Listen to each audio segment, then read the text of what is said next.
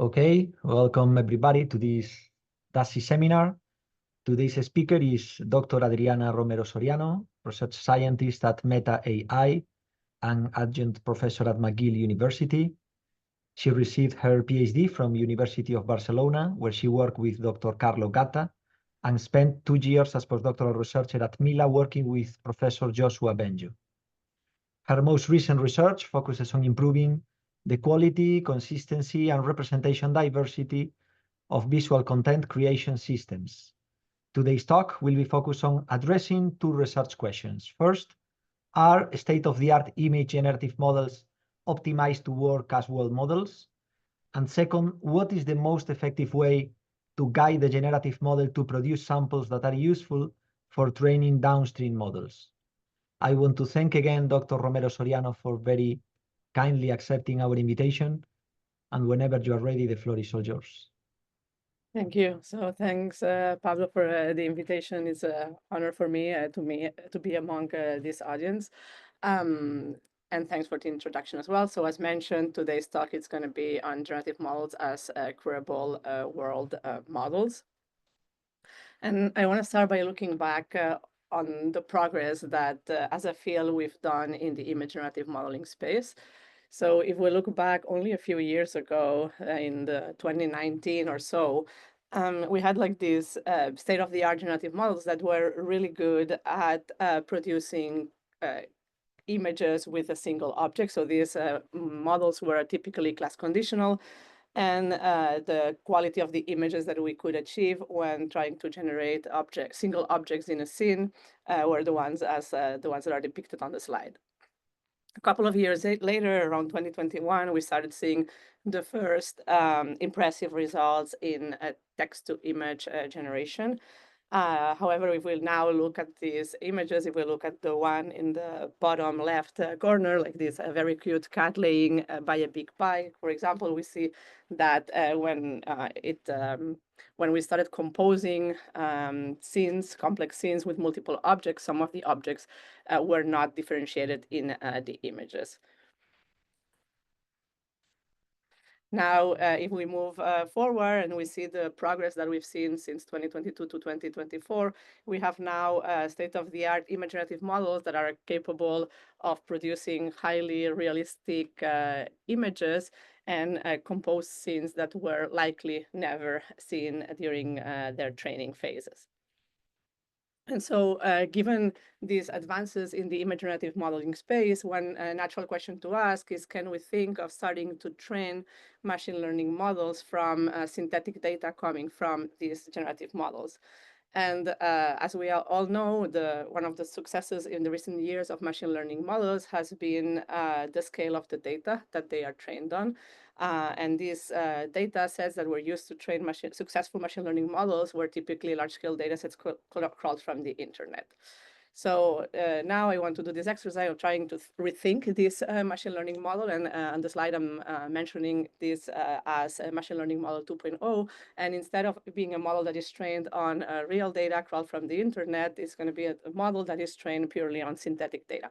So we can think of this machine learning model 2.0 as any machine learning model, a recognition model in vision, a representation learning model, or any foundational model that we can think of. And this model is data hungry, and it has the ability to come up with queries to gather data. So we can think of this as an active learning or active acquisition kind of scenario. So the model never stops learning, and it uses its own acquired knowledge in order to decide what is useful in order to improve its own performance.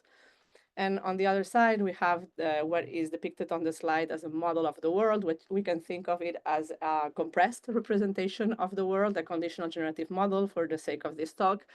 And this model of the world provides an infinite data source, and it can be queried by steering the model to generate images that are useful to train the machine learning model 2.0. So we now have this system where 2 models are interacting with each other. So on one hand, we have the machine learning model being trained, and this machine learning model is requesting data from the compressed representation of the world from the conditional generative model.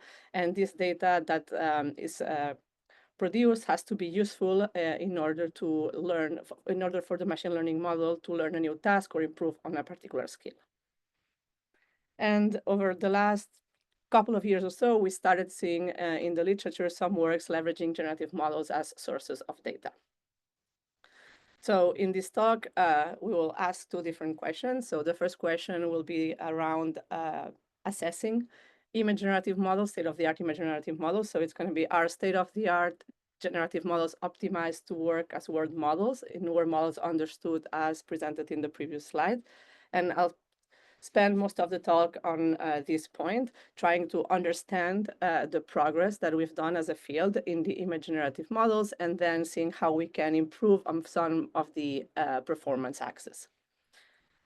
The second part of the talk, which will be shorter, will be around the querying mechanisms between the model being trained, this machine learning model 2.0, and the generative model producing samples to train the downstream model.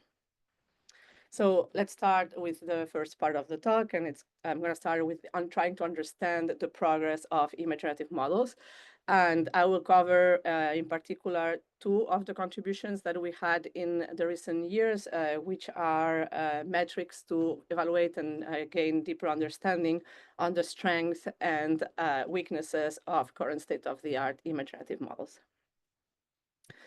For the purpose of this talk, we're always going to assume that these image generative models are conditional, and in particular, they are conditioned on a text prompt, so they are like text-to-image generative models. And if we think of image generative models as word models, some of the desiderata that we would like to observe are that these models, these generative models, should yield high utility representations. So in the image generation case, high utility would be high quality images or highly realistic images. Moreover, the word model should yield generations that are consistent with the input conditioning. So provided a text prompt, we want the generated images to follow all of the details that were requested through the text prompt. And finally, this model should also produce diverse samples. So provided a text prompt, we want the generative model to be able to produce different samples that fulfill what was requested through the prompt. And this diversity aspect will be important if we want the downstream models trained on synthetic data to generalize well. However, state-of-the-art generative models have been mostly optimized for human preference. And as a result, we observe things like the following. So when prompting the models with prompts such as 2 dogs and a cat, we see that we obtain very high quality images. However, the model struggles with counting, so most of the images do not fulfill exactly what was requested through the prompt. When it comes to generation diversity, if we prompt the model with like objects in different regions of the world, for example, on the slide, a house in Europe, a house in Africa, a house in South America, we see that there is little diversity in the generations, with the same kind of buildings appearing in Europe, or in Africa, the same kind of rural scenes, or in South America, these colorful patterns in the buildings. So let me move towards the first analysis that we did of text-to-image models, and this is through the lens of geographical diversity. So the digging metrics are a way of quantifying potential geographic disparities in text-to-image models. And for that purpose, we introduced 3 different indicators. The first indicator is what we called region indicator. And this indicator considers 2 performance axes. The first axis is image realism or image quality, and we compute this with precision as a proxy for image quality or image realism. Precision, essentially what it does is compute the proportion of generated images that fall within the manifold of the real images. And then we also consider the axis of diversity, and we compute diversity as coverage. What coverage computes is the proportion of real images that have generated images nearby. And we prompt different, so we have all the different shapes, dots, and colors on the slide. Those correspond to different state-of-the-art models at the time where we did this analysis and prompt in different ways. So the prompt that we're using is essentially like object in region. So for example, the house in Europe that we've seen earlier, and the observations from this indicator is that there are some regions of the world, like Africa, that when we use to prompt the text-to-image models, yield, in general, lower precision and lower coverage. So lower image quality and lower diversity than other regions, such as prompting with Europe. The second indicator that we introduced is a sort of a zoomed-in version of the region indicator. So it considers the same axis of quality and diversity, but now we compute these metrics at region object level, as opposed to aggregating all the objects within a single region. And here I'm depicting some results qualitatively to show what was found through this indicator. So in the first column, we have some real images that are coming from a data set that was collected with the goal of being representative of the real world. And so we have a couple of images of cars. Those are pictures that are taken in Africa. So those are cars in Africa. And the two bottom images correspond to cooking pots, again, from the real data set of images taken in Africa. The second column corresponds to generated images when prompting state-of-the-art text-to-image models with the prompt a car in Africa or a cooking pot in Africa. What we observe here is that in the case of cars in Africa, the kind of generations that we obtained are these boxy SUV-like vehicles, in many cases in not a very good condition. And this is by contrast to what we find in the real data set, which are sedan-like cars in urban scenes. Similarly, for cooking pots, again, the generations depict more rudimentary utensils and in outdoor scenes, which is by contrast to what we find in the real data set. Now, if we move to the third column, those are images from the real data set, but those are images taken in Europe. And the fourth column corresponds to the same as the second column, but now with generations when prompting the model with objects in Europe. What we see here is that the generations of cars are like sedan-like cars, and they are they appear in urban scenes, so they are more similar to the ones that we find in the real data set, and the same applies to the cooking pots. So we see that the region object indicator highlights the differences that we observe, the disparities that we observe when testing these text-to-image models. The last indicator is the object consistency indicator.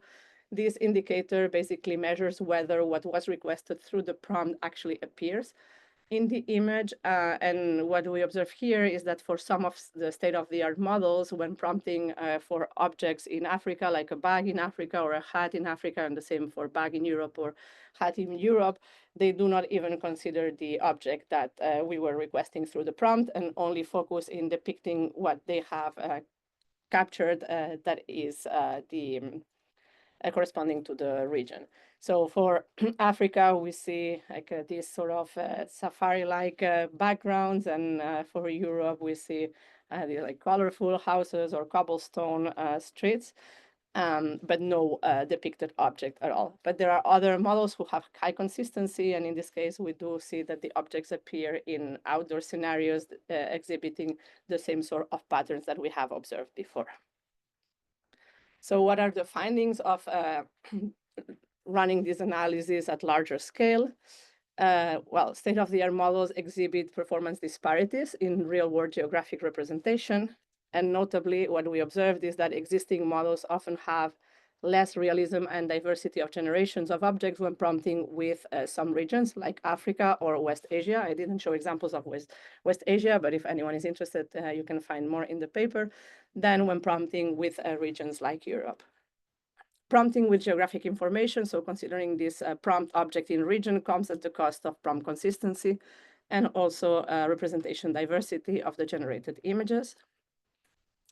And models exhibit more region-level disparities for some objects than others, perhaps unsurprisingly. Of notable concern from this analysis, we saw that from the three indicators, progress in image quality has come at the cost of real-world representation, geographic representation. Now, in the next analysis, we wanted to go beyond the geographic representation and asked the question about world modeling. So whether state-of-the-art text-to-image models are ready to be leveraged as world models. So going back to the slide that I used earlier, there were like 3 axes of performance that we were considering, that we had like 3 desiderata for the world modeling, which were related to prompt generation consistency, representation diversity, and image realism. So as we've just mentioned, text-to-image modeling is a multi-objective optimization problem. So this means that there might not be a single optimal solution to the problem. We're considering different objectives, and these objectives might be conflicting with each other. There is a set of optimal solutions in the space of the objective functions, and this is what we call the Pareto front. And these solutions might present compromises. As we will see, there might be trade-offs between different objectives, and the solutions that are not present in the Pareto front are considered suboptimal.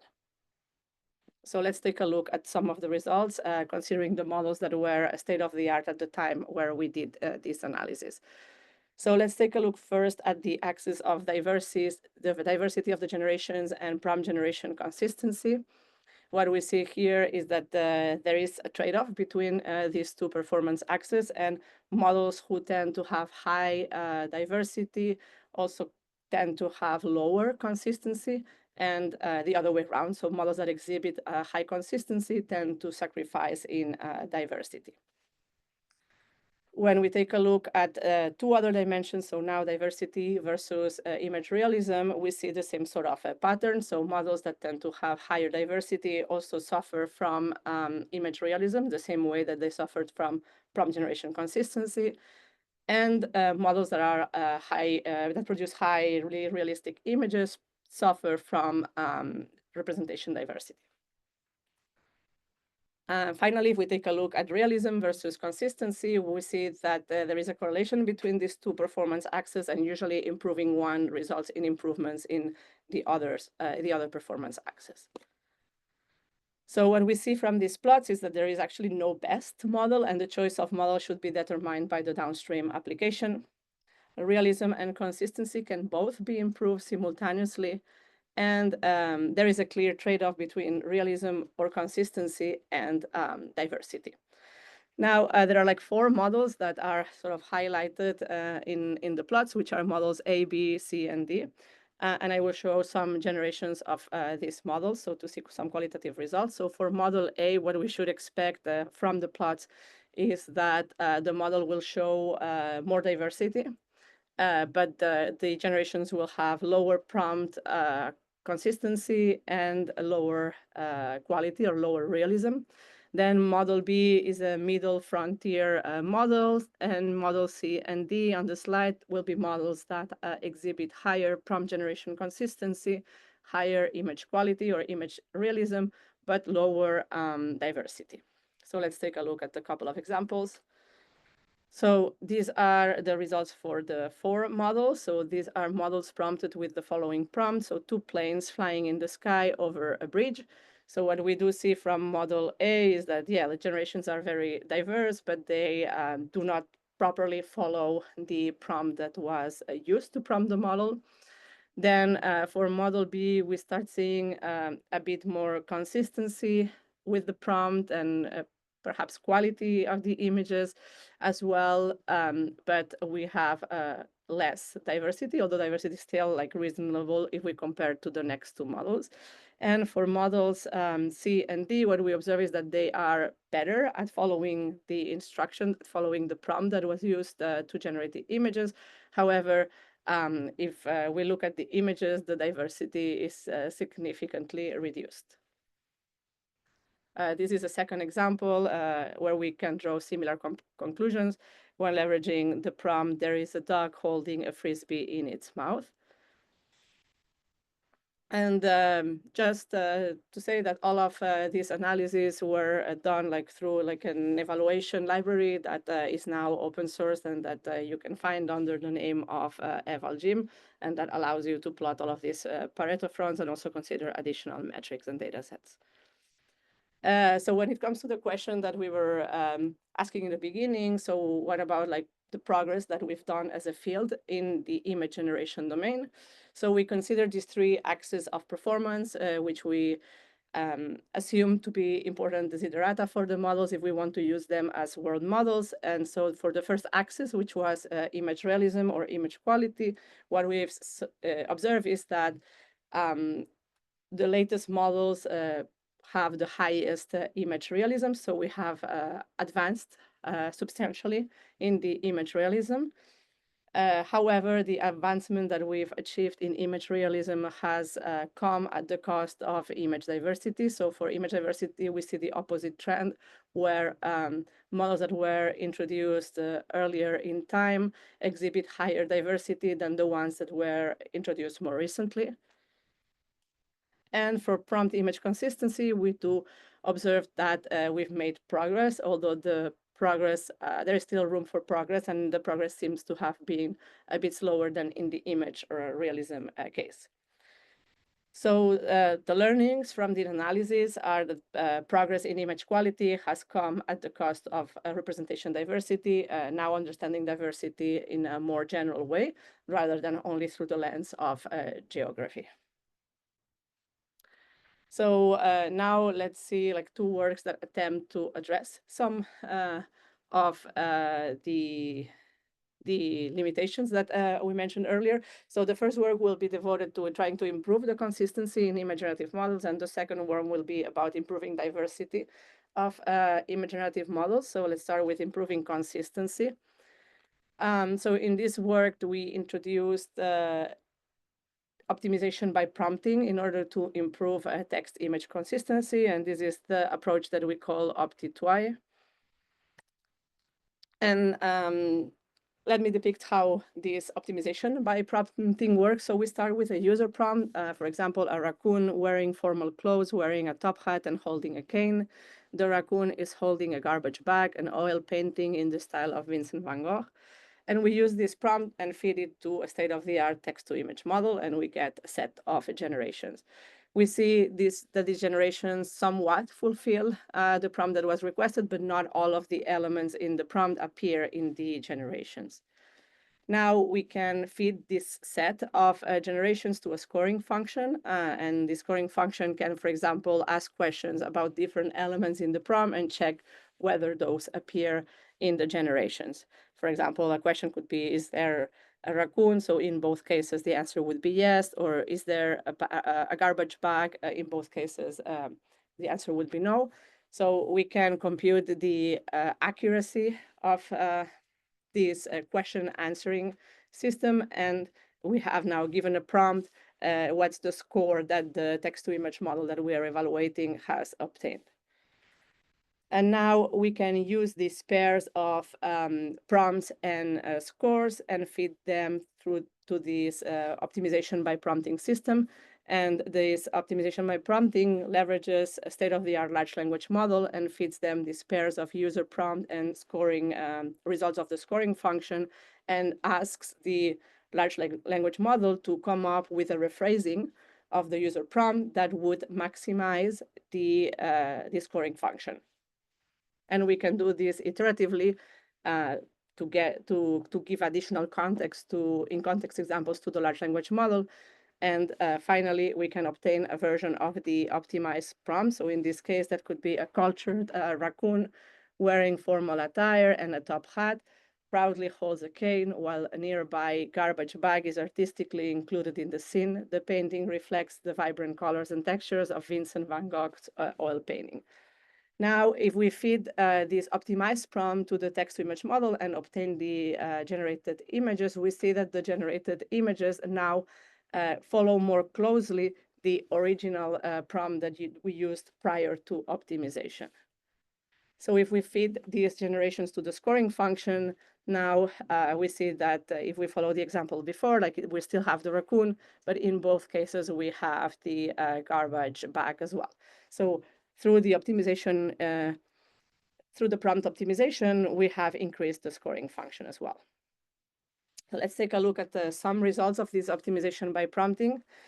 Here we are comparing the optimization by prompting, which is the Opti2I, with several combinations of large language model, of text-to-image model, and a scoring function. Scoring function is referred to as objective on the slide.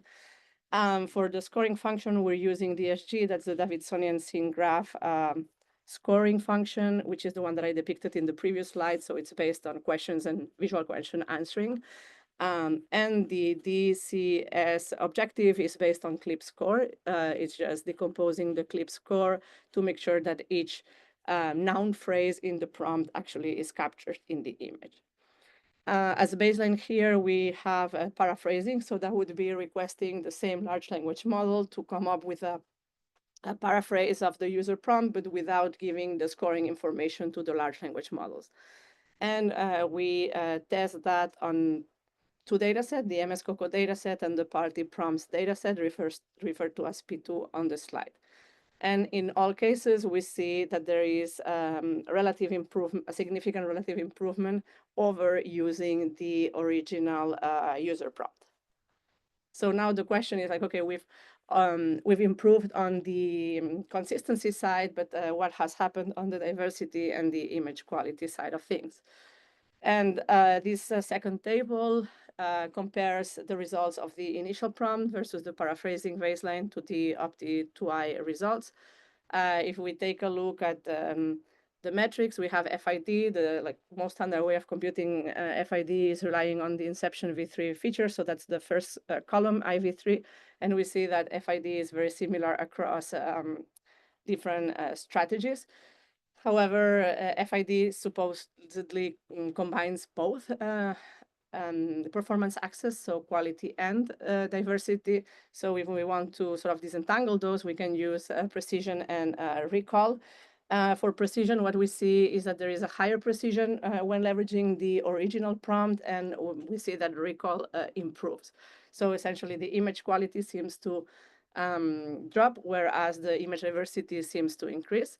This is perhaps unsurprising, given that by rephrasing the prompt, we can end up with prompts that are very far away in terms of distribution shift from the original prompt. And as a result, the images can also be shifted with respect to the grounding data set. So yeah, it's important to keep in mind that all these metrics use a data set to define what quality means. So let's see some visual results.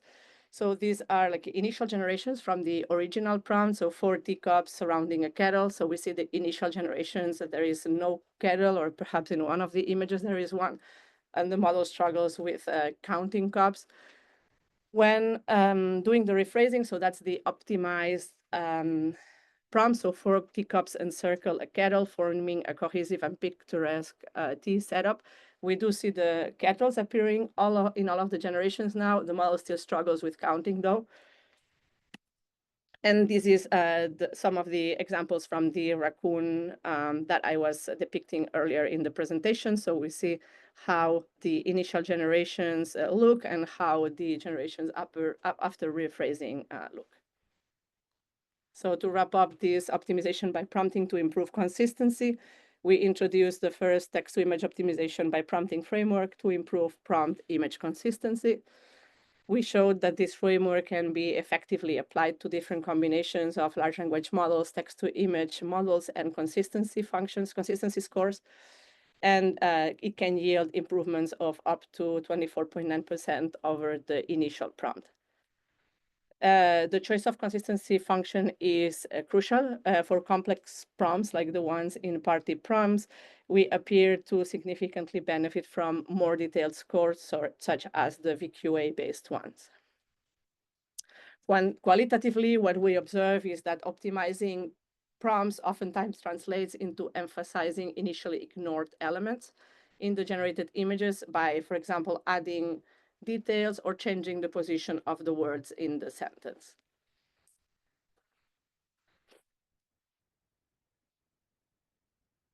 Now, let's move on to the diversity axis, and let's see what we can do to improve diversity in generative models, in image generative models. So in this case, we introduced improving diversity with what we call contextualized Venn score guidance. But first, let's have like a quick background on image generative models, in particular on diffusion models. So diffusion models are generative models, and they aim to learn the data distribution. During the training process, we estimate what we call the score function with a neural network. The score function is what is depicted on the slide and highlighted with a blue square. And then this score function is used in the reverse sampling process in order to generate new samples. Now there is also the concept of guidance in diffusion models, and this is important when we think of conditional generation. So for conditional generation, we may leverage a class label or a text prompt, as we've seen. And so instead of modeling the score function, we want to model the conditional score function. And this is what it looks like. In practice, the second term that appears in the score function is what is leveraged through the classifier-free guidance. So what we introduce here is the Venn score guidance. And so we extend this idea of guidance. So we extend the guidance toolbox of diffusion models to use the Venn score instead of the classifier that is used in the classifier-free guidance, for example. So Venn score is a metric that is used to measure diversity of a given set of data points, a given set of images in this case. And intuitively, the Venn score measures the effective number of examples in a given set of images. So this is what we do. So we start from the conditional score function, and we add a guidance term, which will be the term that will push our generations to maximize the Venn score of a set of generated images that is here depicted as XF. So let's look at how the pipeline would look like. So if we start with like vanilla sampling without the Venn score, so how the process works is that we start with some noise sample and some prompt. So for example, car in region that we feed through the model, and we obtain through the reverse diffusion process a generation. And using this vanilla sampling methodology, we end up with different samples. So in this case, I'm showing some samples obtained with this vanilla sampling when prompting the model with a car in Africa in the top row or a car in Europe in the bottom row.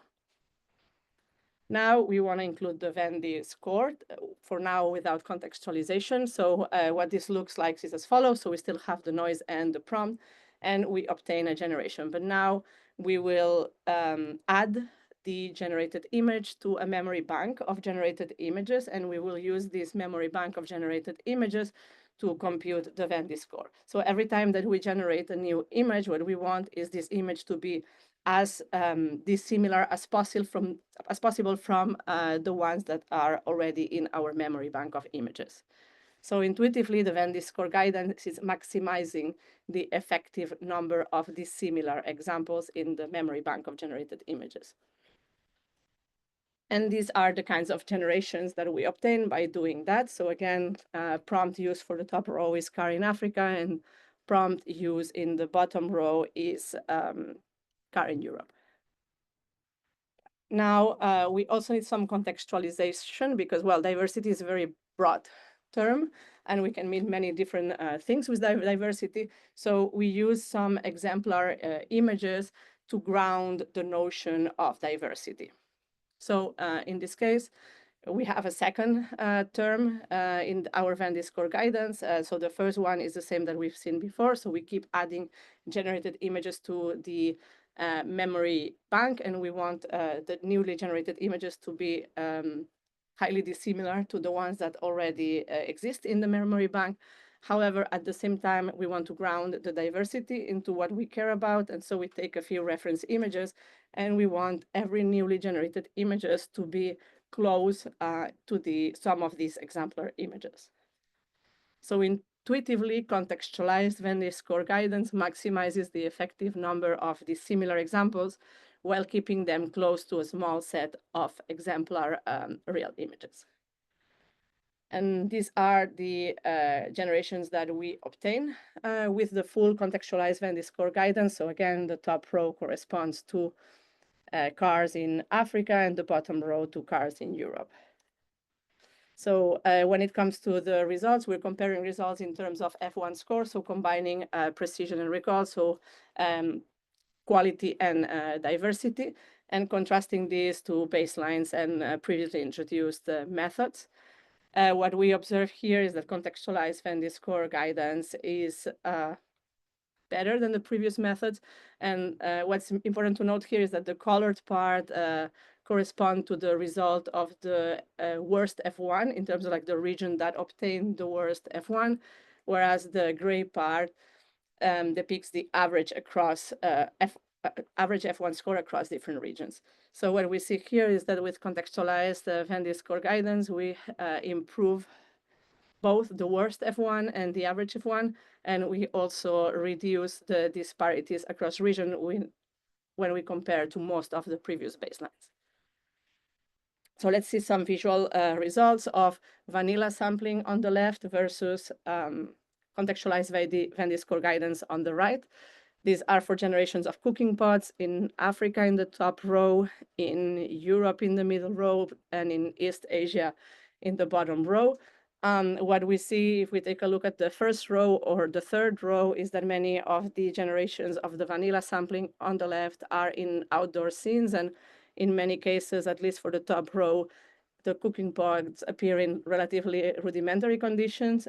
However, when applying the contextualized Venn score guidance, we see that the generations are more varied from this perspective in terms of like the state of the pot and whether it appears outdoors or also indoors in some cases.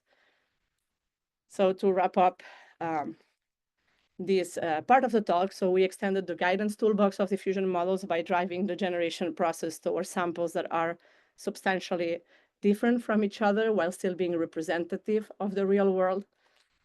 We showed that the methodology can be effectively used to produce images with higher intra and inter-region diversity without compromising the image quality and or the prompt consistency. I didn't show the results here in the interest of time, but if you're interested, they appear in the paper.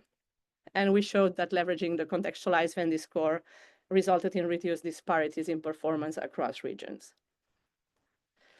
On the qualitative side, what the analysis revealed is that diversity of the generated images is significantly improved, including along the lines of reductive region portrayals that were present in the original model. So let's move towards the second part of the talk, which will be like much shorter than the first one, and which is about querying the generative model to produce samples to train a machine learning model 2.0. And I will cover two contributions together. So if we think back to like how I started the talk, I started the talk with this system where we had a machine learning model 2.0 that was gathering data from a model of the world, a conditional generative model, in order to improve its own performance. So now, for the sake of this work, we will assume that the machine learning 2.0 is an image classification model, and that the model of the world is a pre-trained state-of-the-art diffusion model.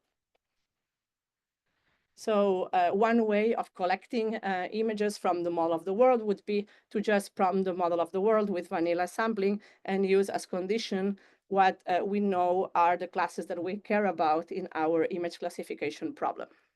And so this brings us back to the vanilla sampling with classifier-free guidance that I introduced a few slides before. So that would be the conditional score function. So if we do that, what happens? So if we just apply vanilla sampling and by leveraging the classes that we care about in our classification problem, what we observe is the following. So the plot depicts top one accuracy on the classification problem in the y-axis. And on the x-axis, we see what happens as we increase the dataset size of synthetic data. And so what we see is that naively adding synthetic data leads to diminishing returns. So not all examples are contributing equally to the learning process. So instead of just generating images without any information, let's see how we could generate images that are useful for the downstream model being trained. So one way of doing that would still be to generate in the same way as we did before. So just vanilla sampling with classifier-free guidance using the classes that we care about. We could generate a large pool of samples using this strategy and then prune the synthetic data and select the most informative samples. For example, by selecting the ones that yield the highest entropy for the classifier being trained. And here's what happens if we do that. So now we have on the y-axis the classification accuracy, and on the x-axis the oversampling ratio. So we see that to yield the biggest improvement, so to go from 61 to 64% accuracy, we need to oversample roughly 5 times. So we would be discarding 4/5 of the data that we have generated in order to boost the performance. Moreover, what we see is as we keep increasing the oversampling ratio, we start harming the performance. And this is just because we start considering noise. We start selecting very noisy samples to train our classifier. So, of course, if we follow this oversampling strategy, it becomes very inefficient because we have to generate a huge amount of samples before we can select the ones that will be relevant to improve the image classifier. So now the question is how can we efficiently generate useful images for downstream model training? And this is the contribution of this work, which is querying the model of the world using feedback guidance. The idea behind feedback guidance is that we want to generate informative samples directly by sampling from the prune distribution directly instead of oversampling and then pruning. So what we do with that is, again, extend the guidance toolbox of diffusion models. And we start with the conditional score function, and we add a second guidance term. In this case, the guidance term would be a criteria that comes from the image classification. So that would be the feedback criteria that comes from the model being trained. In the case of this work, this is just the entropy of the classifier. So we want to generate samples that are high entropy for the classifier being trained. And this is what happens if we do that. So now we are comparing using feedback guidance with vanilla sampling of oversampling and then pruning. So on the y-axis, we have the accuracy. On the x-axis, we have the cost, the generation cost. And for the feedback guidance, which is the red, it's almost vertical line, we see that we can achieve the same improvements as with the strategy of oversampling and pruning while being 5 times more efficient. So now let's take a look at the samples. So what kind of samples do we obtain when leveraging feedback guidance? So we have 3 mosaics of images. The first one corresponds to real data from the ImageNet dataset, the Jack-O-Lantern class. Then in the middle, we have generated data from a text-to-image model, just like vanilla sampling with classifier-free guidance. And the third one on the right corresponds to the generations using this feedback guidance. So what we observe in the middle is that in most cases, we have very similar colors, only a single pumpkin appearing in the image. And when we leverage feedback, what we observe is what is difficult or high entropy for the classifier is a bit different. So we observe pumpkins of different colors, different numbers of pumpkins per image, and also very different backgrounds. So let's see what's the experimental setup. So I mentioned I was going to cover 2 different works. So in the first work, we considered an experimental setup where we were mixing real and synthetic data. So this was the pipeline that we were following. So we started with a real data set. So the real data set was imbalanced, so not all the concepts appeared with the same frequencies. And we used this real data to train a classifier. Once trained, we leveraged the feedback guidance from the classifier, where the criteria of the feedback guidance was the entropy, to guide the generation process of a pre-trained diffusion model. And we collected additional data that was supposed to be useful for the classifier, and then trained the classifier again with both real and synthetic data. So these are how the results look like. So those are results on the ImageNet long tail. So it's a pruned version of the ImageNet so that it follows a long tail distribution. And results are stratified as like overall results, but they're also stratified in terms of classes. So classes which contain few examples, medium number of examples, or many examples. The first part of the table are methods that do not leverage synthetic data from the generative model. Instead, they leverage other kinds of synthetic data, like through data documentations. Second part of the table is synthetic data from generative model, and the third part is our own results. So what we do observe here is that we are able to improve the previous work, and if we compare like across all the accuracy axis here, however, if we compare to previous methods using synthetic data from generative models, we see that we can do these improvements in a much more efficient way. And we can do a bit of zoom in into what it looks like in terms of sample efficiency on the test accuracy on the class few. And we have like dots that correspond to the previous methods and how we benefit from adding additional samples. So what we see is that well, we do require a lot less samples than the main competitor for this work, which was the fill-up methodology. And we keep benefiting from adding samples up to we get about 1 million data points, and then we start observing a decrease in performance that is related to starting to obtain samples that are very noisy. Maybe in the interest of time, I'll just skip this result slide and I'll move to the second work. So the experimental setup for the second work is leveraging synthetic data only. And this work is what we call the deliberate practice work. So the experimental setup is as follows. We start with a pool of initial synthetic data, and we train the classifier on this pool of synthetic data. We monitor validation accuracy, and when the validation accuracy plateaus, we generate new samples by leveraging the state of the classifier, by leveraging guidance from the classifier. Then the newly generated samples are added to the dataset and training continues, and we keep monitoring the validation.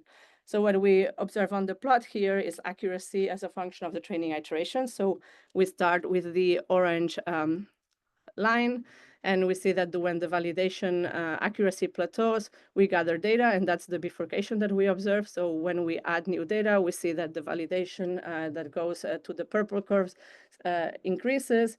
And when it plateaus again in the second dashed line, we collect again data, and then we move to the bluish, dark blue line. So we again increase the validation performance, and we can iteratively do that. So let's see some results on this. So we compared results on ImageNet on 100, so a subset of the ImageNet, and the ImageNet 1K, so the full ImageNet. And this is top one accuracy as a function of the total dataset size. And we compare DP, which is the feedback guidance, deliberate practice work, to just collecting samples, leveraging a vanilla sampling. What we do observe in both cases is that leveraging these useful synthetic samples improves the performance, and we require substantially less data to show improvements. Then just a table of results where we compare on the two tasks, so ImageNet 100, ImageNet 1K, and we compare to baselines and prior work. What we see here, results are reported for the ImageNet real validation set, real training set. Since we're not using the training data in any way, we can report the results here. And then on out of distribution ImageNet data sets like ImageNet V2, Sketch, R, and A. What we observe here is that by leveraging the deliberate practice framework, we are able to substantially improve previous results that only consider synthetic data. And when it comes to out-of-distribution data sets, we see that in some cases, we can even outperform the generalization of leveraging real data only. So to wrap up on the feedback guidance, what we've observed is that generating useful images improves the scaling loss of synthetic data. And we have the theory accompanying all of this work in the paper, but I didn't have the time to present this today.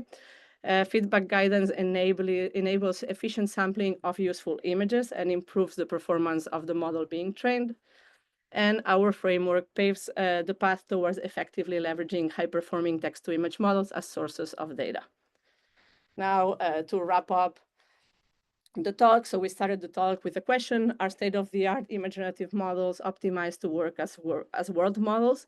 And what we saw is that progress in the domain has been driven by image quality, and that this progress in image quality has come at the cost of representation diversity. Then we saw how consistency, prompt generation consistency, can be improved by leveraging optimization by prompting, and how representation diversity may be improved by guiding the generation process to produce diverse generations. Then we ask, how can we query or control the generative model to produce samples that are useful to train downstream machine learning models?